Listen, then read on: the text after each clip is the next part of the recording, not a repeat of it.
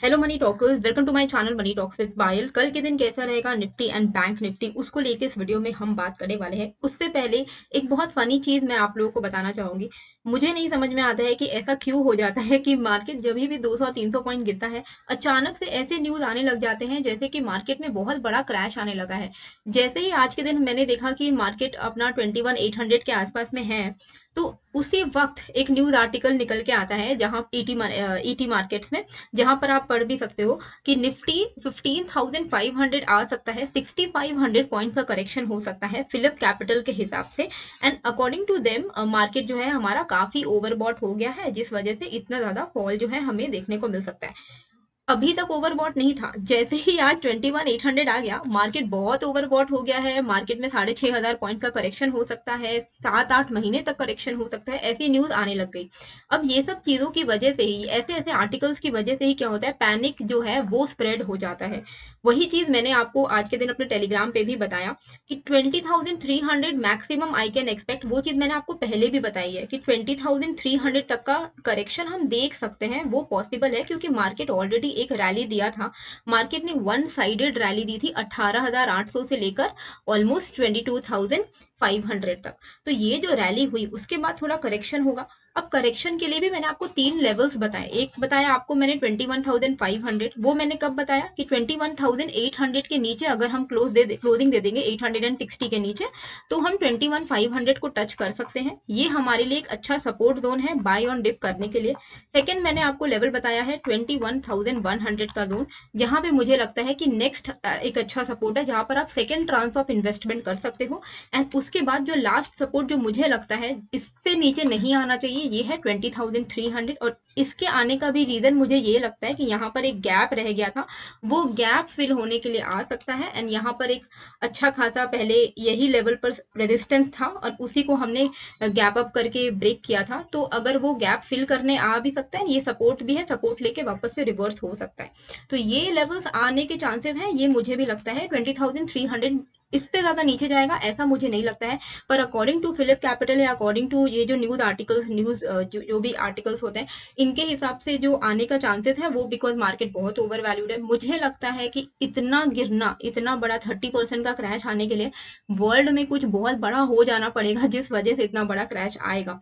Otherwise अगर कुछ हो गया तो उस पर हमारा कोई कंट्रोल नहीं है, पर वो आएगा तो देखा जाएगा। लेकिन फिलहाल इतना नेगेटिव होने वाली कोई बात है ही नहीं। ठीक है, तो आपको क्या लगता है 15,000 आएगा नहीं आएगा, मुझे कमेंट करके जरूर बताइएगा। निफ्टी में हम कल के दिन कैसे करके ट्रेड करेंगे उसको हम यहाँ पर देख लेते हैं। ठीक है, अभी तो हमें तो इंट्राडे का ट्रेड करना है। ओवरऑल मैंने आपको बता दिया है कि 860 के ऊपर, मतलब 860 के नीचे अगर क्लोजिंग देगा निफ्टी, तो यहाँ से नेगेटिव है। जो क्लोजिंग हो गई है 860 के नीचे, तो अब हम चांसेस हैं कि 21,500 तक जाएंगे। तो ये लेवल एक इंपॉर्टेंट सपोर्ट था, आपको मैंने पहले भी दिखाया था।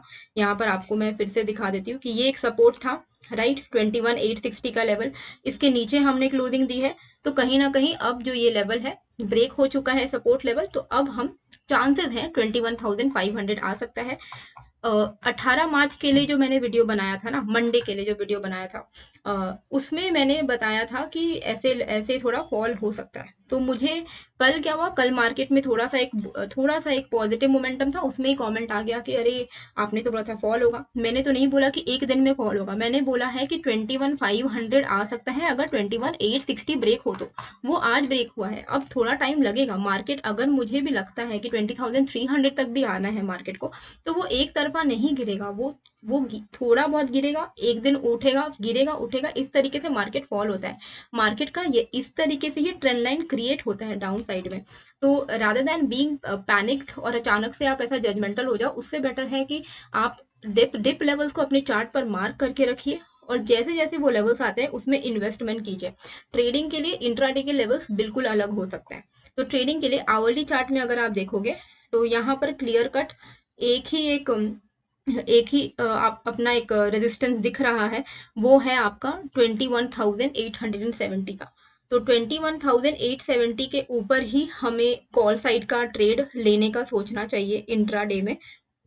तभी हम मान सकते हैं कि हाँ, थोड़ा बहुत यहाँ पर स्विंग ट्रेड में रिवर्सल हुआ है। स्विंग ट्रेड बोल सकते हैं, क्योंकि अगर 860 870 के ऊपर वापस आएगा तो थोड़ा बहुत हम फिर से 22,100 तक का रास्ता खुल जाएगा, मतलब कुछ दिनों तक एक स्विंग क्रिएट हो सकता है। तो 21,870 के ऊपर में हम यहाँ पर इंट्राडे में कॉल साइड का ट्रेड ले सकते हैं। वहीं डाउन साइड में हम ब्रेक होने का वेट करेंगे 21,790 को। 21,790 अगर ब्रेक हो जाता है तो हम यहाँ पर पुट साइड का ट्रेड इनिशिएट करेंगे। एंड अल्टीमेट टारगेट तो मैंने आपको बता ही दिया है कि 21,600 से लेके 21,550 तक का है, 500 550 तक का। तो हम फिर सिंपली ट्रेल करते हुए चलेंगे, मतलब मार्केट में मान लो 21,790 को ब्रेक किया, जिस कैंडल ने ब्रेक किया उस कैंडल के हाई का एसएल लगाइएगा। स्टॉप लॉस लगाना बहुत इंपॉर्टेंट है, छोटा सा स्टॉप लॉस होगा। अगर इन केस मान लो और फिर आप ट्रेल करते चलेगा, मान लीजिए गैप डाउन हो जाता है कल, तो क्या करना है? तो गैप डाउन होने के बाद 15 मिनट वेट करिएगा कि क्या हो रहा है सिनेरियो। 15 मिनट में अगर मान लो गैप डाउन हो गया और गैप डाउन हुआ है 20 आज के लो के नीचे, मतलब 790 के नीचे अगर गैप डाउन हो जाता है तो क्या करना है? तो गैप डाउन के बाद हमें वेट करना है 15 मिनट और देखना है कि कौन से कलर की कैंडल बन रही है। अगर गैप डाउन हुआ है मतलब नेगेटिव है ना, और कलर अगर रेड हुआ 15 मिनट के कैंडल का, यानी कि सेलर्स आ रहे हैं और ज्यादा सेलिंग हो रही है, तो उसका आप लो मार्क करके रखिएगा गैप डाउन होने के बाद। उसके लो टूटने पर आप फर्दर सेलिंग के लिए वापस से फ्रेश पुट ले सकते हो। नहीं तो मान लो अगर गैप डाउन हो गया है और मार्केट में बाउंस आ रहा है तो कॉल नहीं लेना है, तब वेट करना है कि 21,780 790 तक आए मार्केट और यहाँ से रिजेक्शन ले। ठीक है, मान लो 790 के नीचे कहीं पर गैप डाउन हुआ है, मार्केट ऊपर आए 780 790 800 के आसपास तक आए, वहां पर एक नेगेटिव प्राइस एक्शन बनाए और फिर हम वहां से सेल ऑन राइज करेंगे। तो अगर गैप डाउन होता है तो थोड़ा सा मार्केट को बाउंस होने का वेट करेंगे एंड फिर हम सेल ऑन राइज कर सकते हैं। और अगर गैप डाउन होकर सीधे ही नीचे जाता है तो पहले 15 मिनट के लो टूटने पे हम यहाँ पर पुट साइड का ट्रेड ले सकते हैं। सेवन और फ्रेश अगर मान लो यहाँ पर फ्लैट ओपन होता है तो 790 के नीचे हम पुट लेंगे एंड 870 के ऊपर हम कॉल लेंगे।